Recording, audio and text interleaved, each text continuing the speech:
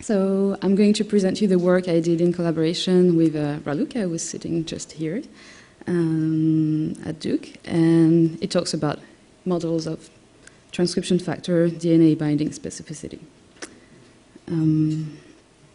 So the objective of the work is to build a model that is based on sequence to quantitatively predict the binding specificity of a transcription factor to about any DNA sequence.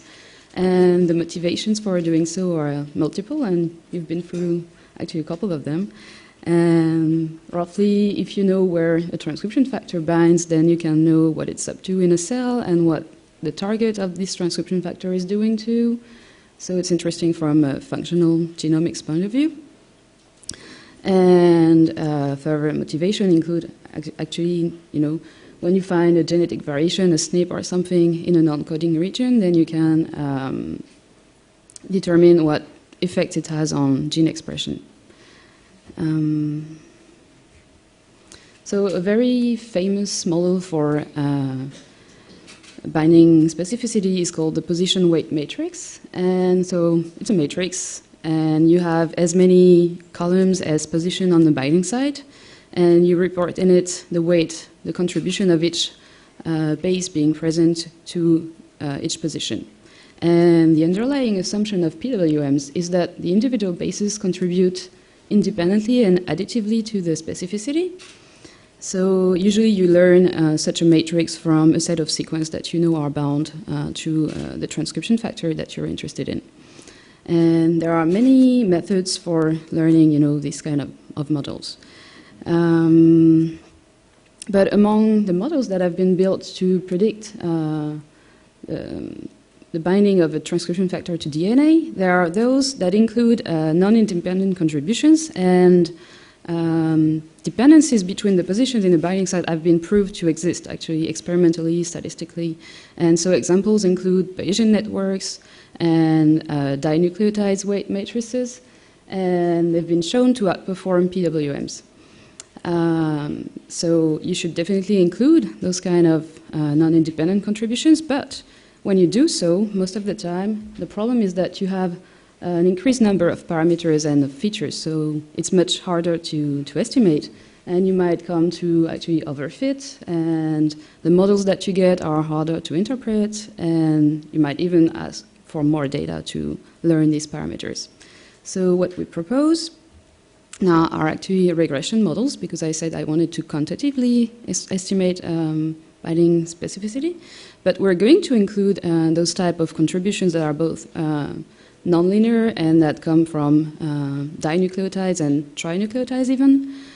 But on top of it, we're going to add a feature selection procedure that is called stability selection, and that will allow us to get models that will be both easier to visualize and interpret.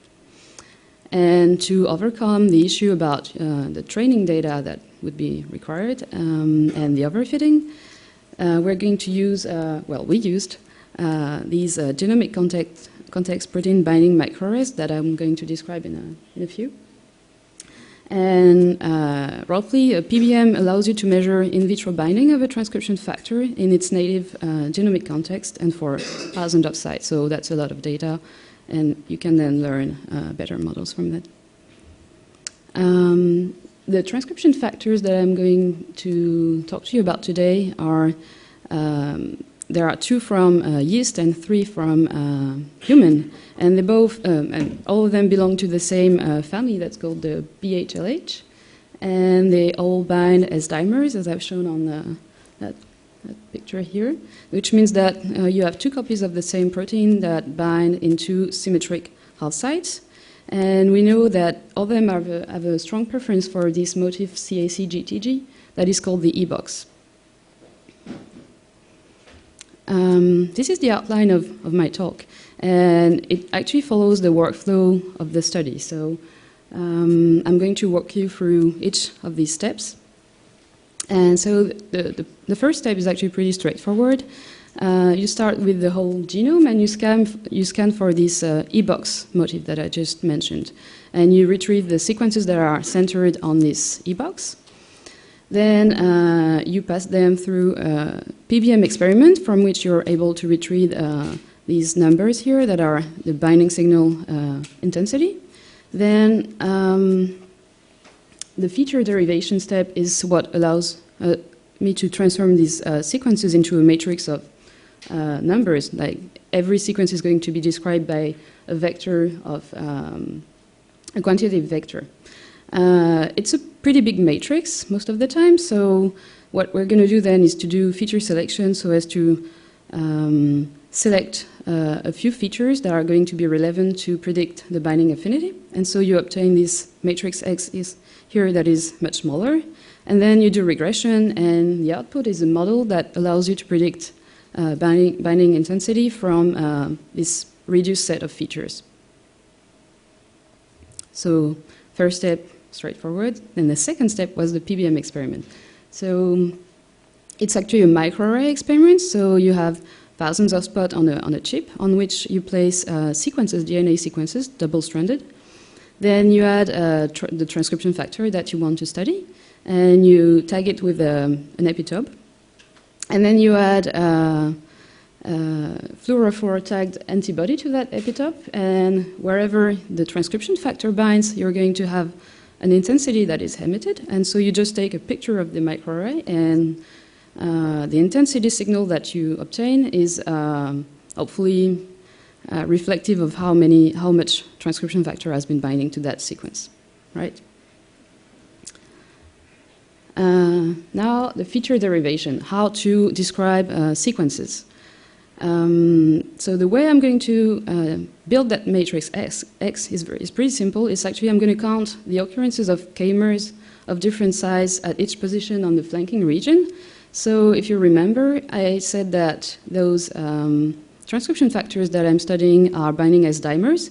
So I'm actually going to do something a bit weird maybe, but so the goal is actually to, since this is symmetric, I'm going to describe the flanking regions jointly instead of separately.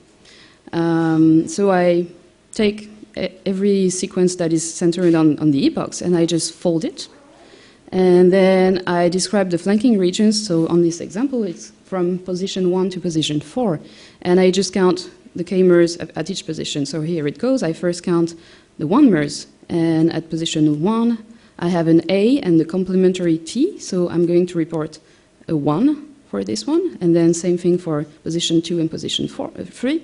And on position 4, I don't have complementary bases. So the C and the G are going to get a weight 0.5. And for instance, T at first position, it's not present, so it's just a 0. And this is how I get a vector of features for each of my sequences. So the models that I've built are based on regression, and we chose the support vector regression method. So very general, it's the goal is to find a function f that can be actually nonlinear, and the loss term in the SVR is going to enforce the data points to lie within an epsilon distance of around that function. So that's the epsilon tube that I've represented here. So to start with, I just performed a regression without anything else, just regressions, SVR. And I performed cross-validation experiments. So I compare the true intensity, the true signal intensity to the predicted intensity. And I then report the squared Pearson correlation coefficient. I did the experiments for the yeast and human transcription factors, and I've used different sets of features that have different length, include 1-mers, 2-mers, and so on. And so the first thing is that we're happy to see that the SVR actually performs quite well, and we have correlation coefficients up to 0.8. And including the 2-mers and the 3-mers definitely help with comparison to just using the 1-mers. And what we can also see is that including nonlinear contribution, like the RBF SVR is the nonlinear one, also helps over the just linear. So, but the problem now is that we're happy that it works well, but as you can see, the number of features is pretty high. And so to interpret those models, it's not really obvious if you want to know what actually contributes to the binding, it's kind of hard. So that was the motivation for us to add some feature selection to it. And actually there's another regression method that does this, and that's quite popular, that's called the Lasso. And it outputs a linear function, and the coefficient vector in the linear function is sparse, and it depends on a parameter that I call here lambda. And so there is a simple algorithm to find the solutions for all the values of lambda. So as lambda increases, you actually have more features included in the models. And this Lars algorithm, what it does, it's iterative, and it includes a feature one at a time. So you can actually find the solutions for all the values of lambda continuously. So it seems all nice, but the problem is that it's well known that when variables are correlated, and it's actually the case in my features, the set of features that you get is not stable, meaning that when you perturb the data set a little bit, then you might get a different set of features. And what we want is something that has sense, that is stable. And there has been, so Munchausen and Bullman have proposed this stability selection procedure, and the idea is pretty simple. For a high number of times, you perturb the data set, and then you run the Lars algorithm. And in the end, you compute an importance score for each of the features based on the number of times it's been selected along the iterations. So here it goes.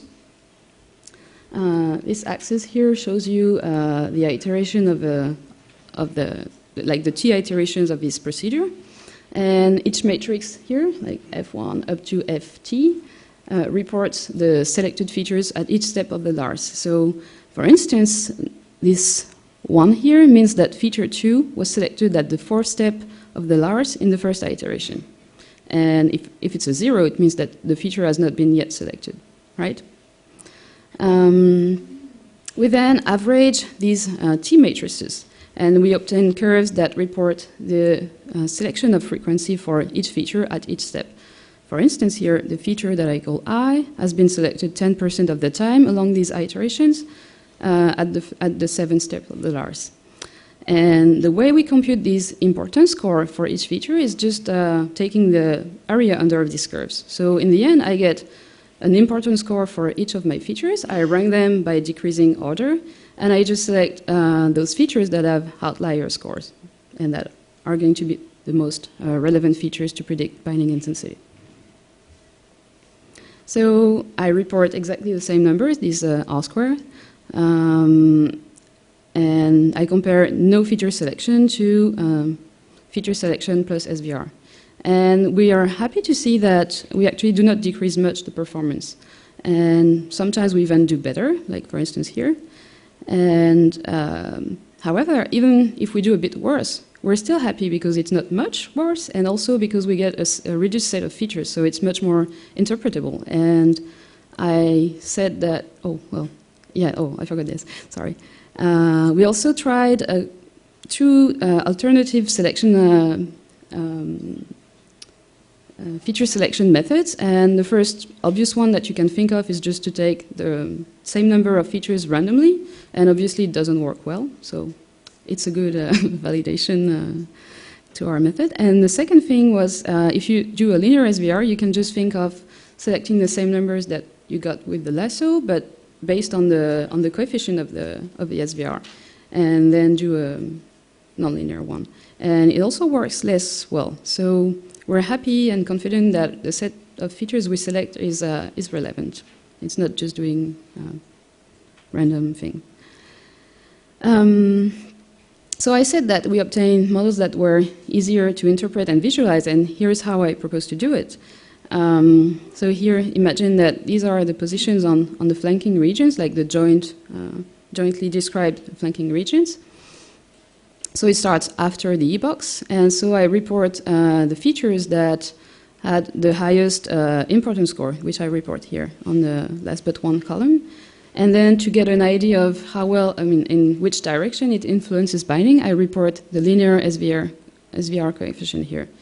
And the first thing that you can observe is that the order of the importance score roughly corresponds to Yeah, I order them by position on the flanking region, and it corresponds to that order, so meaning that the features that are closest to the E-box actually contribute the most. Another thing that was comforting to see is that AA at the first position gets a negative weight, it contributes negatively, and we know that this is true in reality, that CBF1 doesn't like it. Just as a reminder of the transcription factors that I'm studying, I said they were from the same family, and so Ty7 and CBF1 are pretty similar, but, and same thing for MIC, MAX, and MAD, but they actually do bind to different places in vivo. And as a further validation of our models, we wanted to see if they were specific enough to distinguish between these two factors. So what we did is that we trained a model on a transcription factor A, and we predicted intensity for a transcription factor B. And for instance, here, if I predict intensity of CBF1 from the model trained on Ty7, I do worse. So this means that the model that I train is actually specific to CBF1, and it's a good thing. So if I report these 4 number here in a matrix, this is what it gives in this little one here. And we did actually the same type of experiments for the human transcription factors. And we obtained quite good performance. So we wanted to know why this is that we're doing well and why we're doing specifics. So we did exactly the same thing, but with PWM taken from the literature now. And what we observed here is that when you train a model from the MIC PWM, you actually do as well for the MAX and the MAD. And this is not normal. This shouldn't be. It means that it's not specific. But these PWMs are not derived from the same type of custom PBM as we were using. So now we did the same, train a PWM, but from these same data that we're using for our models. And here it goes. So it's doing better. So there's a progression from left to right, but there is still a better performance for our models. So we think that the improvement is twofold. It comes from both the data and both the nonlinear nonlinear models, like including non-dependencies in the model. So I don't know if I'm in advance or not, but this is my conclusion slide anyway. So I hope I have convinced you that I've shown you accurate models. And so to build accurate model, we think that you need both good data, like those, like the custom PBM that I've shown you, and good models that take into account dependencies and nonlinearity. And I hope also that you were convinced that the models were nice in terms of interpretability. And this comes from this stability selection procedure. Of course, you can think of any other feature selection procedure, and maybe there are some that do better. And another feature of these models that allow us to get more interpretability is actually the fact that our custom PBM use the positional information on the flanking region. As perspective for this work, we hope that it will allow us to learn better models of binding for other transcription factors, and to go further on the study of these paralogous GF. We hope that it can allow to explain better why they bind different places in vivo. And I would like to thank Raluca here, who's been working with me on this project, and my supervisors at Duke, Barbara and Alex, and John Horton, who performed the PBM experiments. The funding for coming here was generously provided by ISCB, which I thank for. And thank you all for listening to me.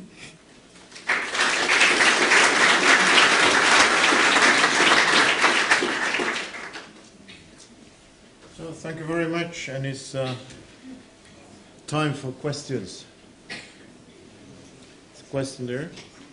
Yeah, I have 2 questions. The first is with regard to the transferability to in vivo data. So did you check if your models trained on the PBM data are also well for predictions on, say, ChIP-seq data for the same factors? No, I didn't do that. So the thing with the difference between these PBM data and the ChIP-seq data, so the PBM data are in vitro experiments. And correct me if I'm saying something wrong because I'm not a biologist, and the ChIP-seq data are not. And so in the ChIP-seq data, you get a lot of confounding factors, which come from other things binding in competition to the transcription factor. So obviously, you're probably not going to be able to predict exactly the same thing. But we didn't do that. And however, Raluca has been working on another paper, which is waiting for publication, where they actually have shown that they can still explain some of the in vivo behavior from the models they learn on PBM. But I have not done it. And second question. Oh, yeah. It might be an idea to check the model on the DREAM5 data sets of 66 transcription factors, PBM experiments, and see if your model maybe works better than previous approaches on those data. Yeah, so the PBM from the DREAM5 challenge are quite different from those that we're using here, right? Because ours are custom, so they're all genomic sequences, and they're all centered on that e-box motif.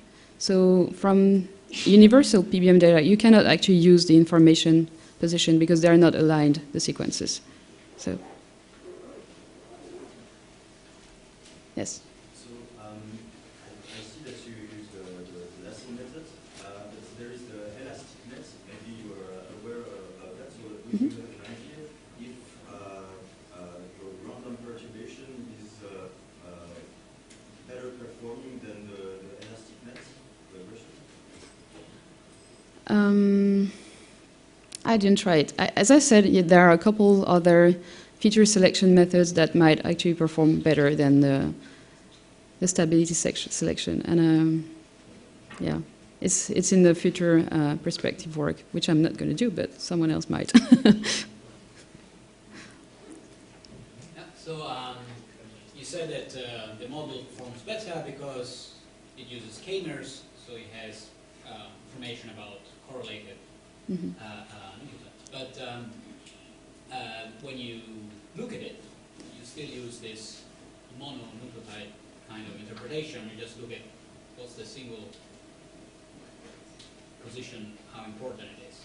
So when you do the analysis, it seems you don't fully exploit this correlation.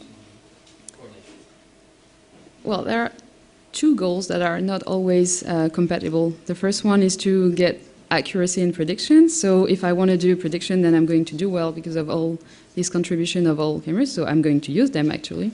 So then when you want to do interpretable, unfortunately, yeah, the human mind doesn't really, visualize things better than that. So you always have to somehow come to what's happening at a certain base, at a certain position. But actually, you can also check on, if you want to do further experiments to determine whether this particular k-mer is important or not, you can actually mutate them, 2 or 3 bases, if you want to know if this 2-mer or 3-mer is important. So any other questions? There is one more there, please. Just a quick question.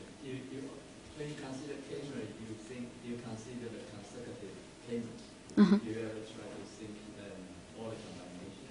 Oh no, no. And this would be a horribly high number of features. Because that was kind of a question I have that maybe I didn't want to put it. In many cases, if you are a biologist and looking for promoter activity or not, in many cases you find transcription factor binding site that is not perfect. That means it's not following the consensus. Mm-hmm. But that is much more powerful than another one that is a little farther away that is absolutely perfect. How can you explain that one is working better than the other one? Mm, Do you have any idea? This is very much about speculations. Huh? yeah, I don't know if these models